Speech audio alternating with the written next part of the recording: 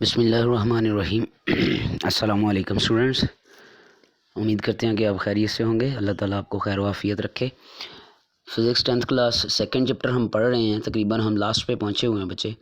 Second last ही topic तकरीबन इसका बनता है 11.7 ऑडियोएबल फ्रीक्वेंसी रेंज। इसको पढ़ने से पहले थोड़ा सा जो है वो पिछला टॉपिक थोड़ा सा रिवाइज़ कर लें। इंपॉर्टेंस ऑफ अकस्टिक्स हमने पढ़ लिया कि हमारे पास इसकी अहमियत क्या है, अकस्टिक क्या है, फिर इसकी जो है हमारे पास अहमियत क्या है।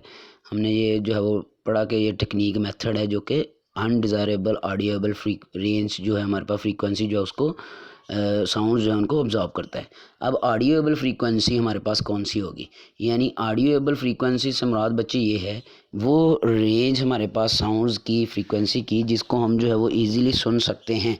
हमारे कान जो है बगैर किसी जो है वो कह लें कि तकलीफ़ के या बगैर किसी बर्डन के जो है वो इजीली सुन सकें, वो ऑडियोबल फ्रीक्वेंसी रेंज होगी हमारे पास। 11.7 टॉपिक है, देखें ज़रा क्या बता रहा है इसमें। कहता है जी we know that sound is produce by vibrating body.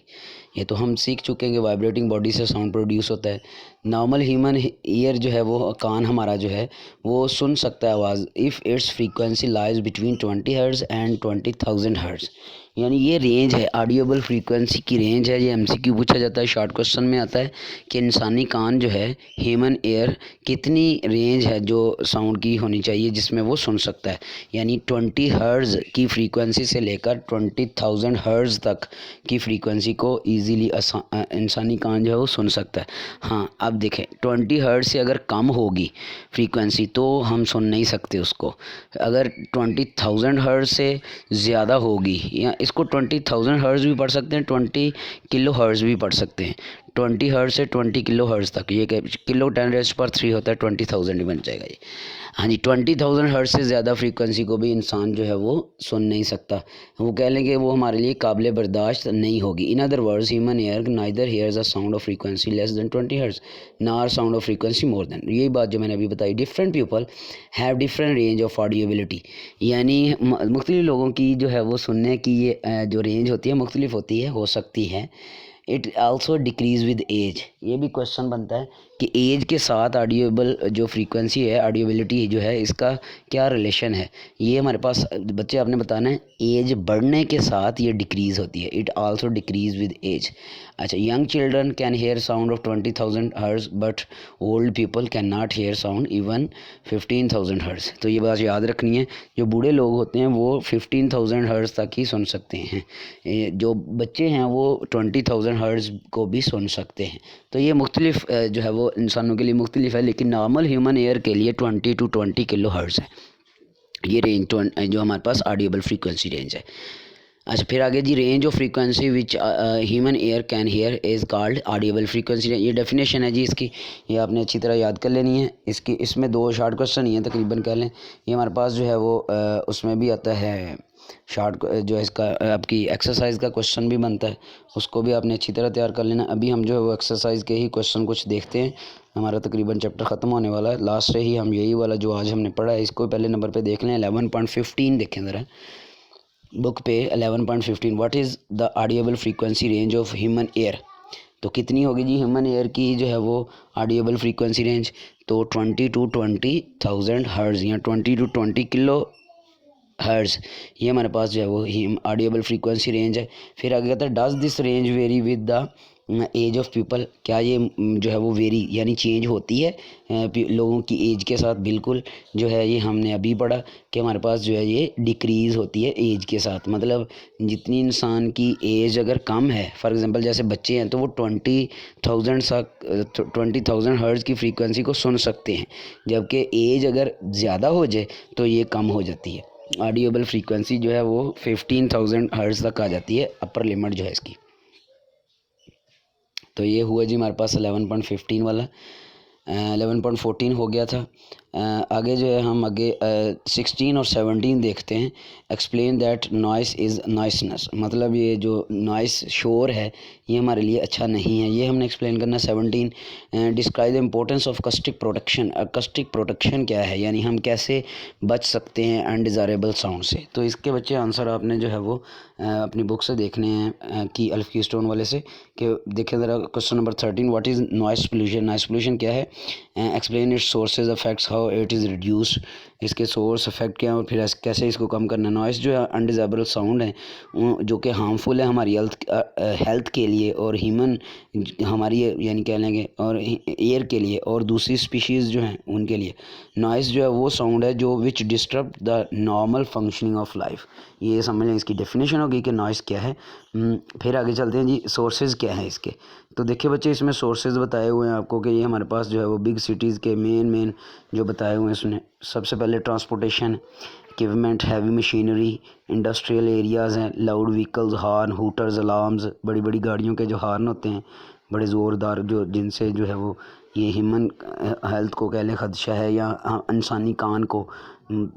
फिर एयरप्लेन्स, ट्रेन्स, शिप, इनकी जो है वो ट्रांसपोर्ट मॉडल जो है ये जैसे कि फ़िगर भी बनी हुई है। फिर जो है वो construction sites in urban areas, शहरी इलाकों में जो है वो कंस्ट्रक्शन का काम जो है। फिर सो ऑन, इसमें जो है हमारे पास ये ग्रिलिंग एंड पिर्सिंग साउंड्स ये भी आ जाते हैं, ग्रिल करने के, ड्रिल करने के।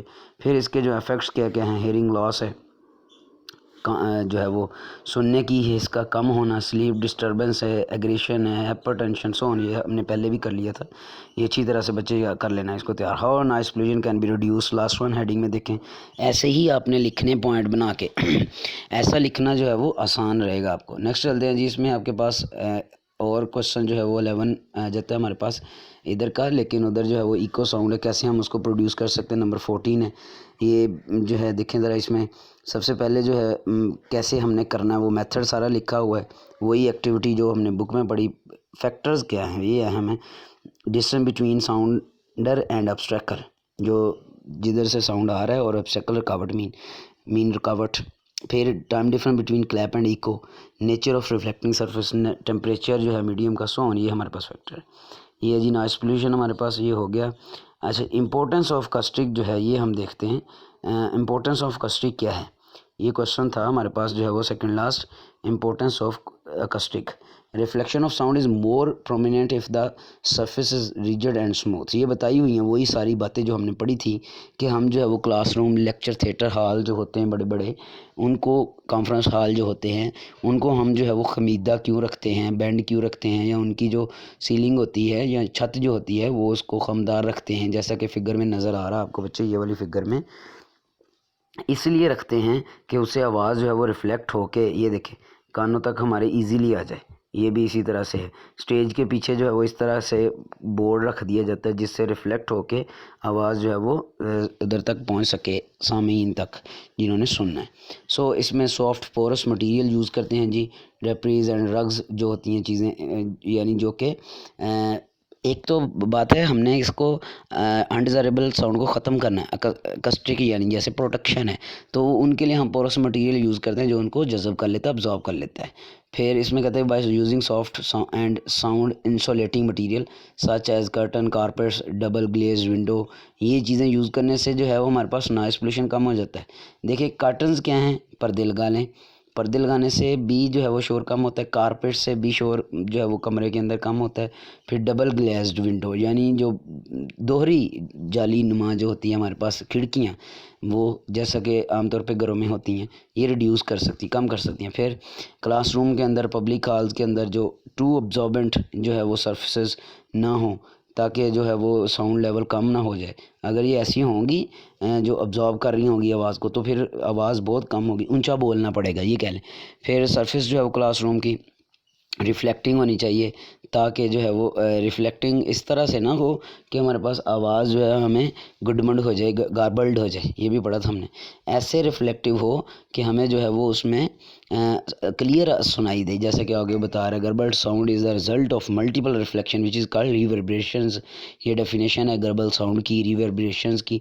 फिर आगे चलते हैं, लेक्चर हॉल्स, ऑडिटोरियम जो हैं, थिएटर हॉल्स होते हैं बड़े बड़े, उनको ऐसे बैलेंस करके बनाया जाता है कि अब्जॉर्प्शन और रिवर्बरेशन जो है वो दोनों में बैलेंस रखा जाता है, ना तो ज़्यादा अब्जॉर्प्शन हो ना ज़्यादा रिवर्बरेशन हो। So it is useful to place reflecting surface behind the stage, stage के पीछे जो है वो सरफेस ऐसी रख दी जाती है जो उसको रिफ्लेक्ट करती है। फिर सीलिंग, लेक्चर हॉल्स होते हैं, कॉन्फ्रेंस हॉल्स होते हैं, सो ये हमारे पास जो है उनमें ऐसे जो है वो तरीक़ाकार अपनाए जाते हैं जिनसे आवाज़ रिफ्लेक्ट होके सामीन तक, जो ऑडियंस है, उन तक पहुँचे।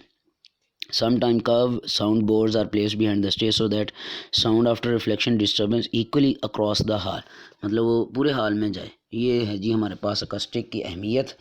ऑडिएबल, ये भी क्वेश्चन बनता है जो भी हमने पढ़ा, ऑडिएबल फ्रीक्वेंसी रेंज क्या है कान के लिए, और जो है वो एज क्या, ये एज बढ़ने से तब्दील भी होती है, ये लिखा हुआ है जी, वही जो भी हमने पढ़ा है। फिर चेंज होती है कैसे, जो हमारे पास different people have different range of audibility, so this range decrease with age. Young children जो है वो 20,000 हर्ट्ज को सुन सकते हैं, जबकि बूढ़े आदमी जो होते हैं वो इसको सुन नहीं सकते। तो ऐसे ही बच्चे आपने इनको जो है वो लिखना है, इनके आंसर।